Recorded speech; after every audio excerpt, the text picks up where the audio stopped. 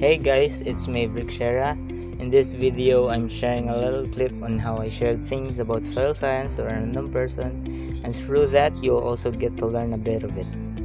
It's one of those subjects that seems simple at first. You might think, isn't soil just dirt? But once you get into it, you realize how important it actually is. From how plants grow to how simple impacts the environment, there's a lot more to it than you'd expect. So if you're curious about soil science, stick around and watch the whole video. So good evening sir, I am John Maverick Shera, first year agriculture student, and I'm here to share a little bit of my knowledge about soil science. So first sir, let me ask you, what comes into your mind when you heard soil science? So for me, like soil science is pag-study sa lupa.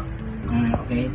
So soil science though sir is the study of the soil as a natural resource. It involves understanding how soils are formed, their classification, and their physical, chemical, and biological properties. Importantly, it helps us learn how to manage soil to support plant growth, conserve the environment, and ensure food security.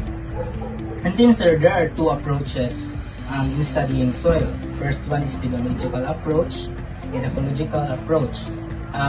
Pedological approach sir, it focuses on how soils form naturally over time, looking at soil layers and their development.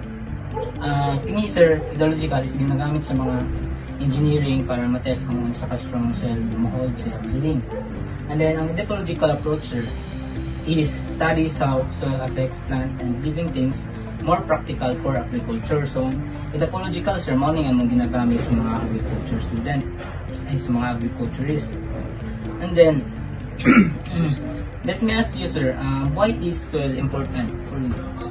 So soil important is if we go to construction perspective, kay kanang very condit kayo nga, like we don't have shelter without soil, kay dili man ta maka-build if walay soil. Kay just like you said, katong isang approach o katong type ng soil, di ba, ginagamit para build ng facility ng shelter.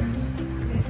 So soil is more than just a dirt sir. It is a medium for plant growth, a system for water filtration and purification, a habit for countless organisms, a medium for waste disposal and nutrient cycling. And then sir, there are fields of specialization in soil science. The first one is soil fertility, soil physics, soil chemistry, soil microbiology, soil conservation and management, soil mineralogy, land use and classification. Ang soil fertility studies nutrients for plant growth. Ang soil physics focuses on soil physical properties like texture and moisture sa soil. Ang soil chemistry deals with chemical reactions in soil. And then ang microbiology studies soil's organism and their functions. And then, what is soil made of?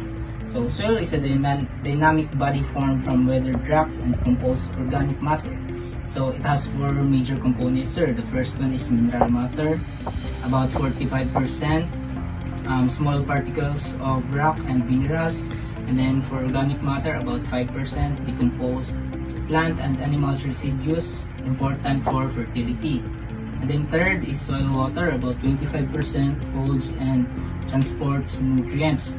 And then lastly is soil air, about 25%, provides oxygen to roots and soil organism. And then types of soil based on organic matter sir. We have two: mineral soil, organic soil. Ang mineral soil is than 20% organic carbon, and then ang organic soil is 20% or more organic carbon. And also we have function of soils.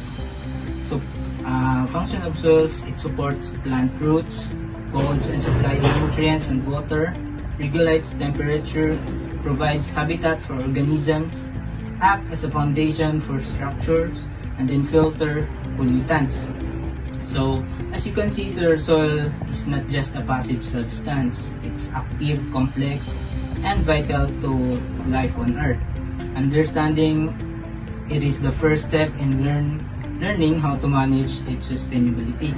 So thank you, sir. That's would be all. Thank Thank you you. for your time. Thank you, sir.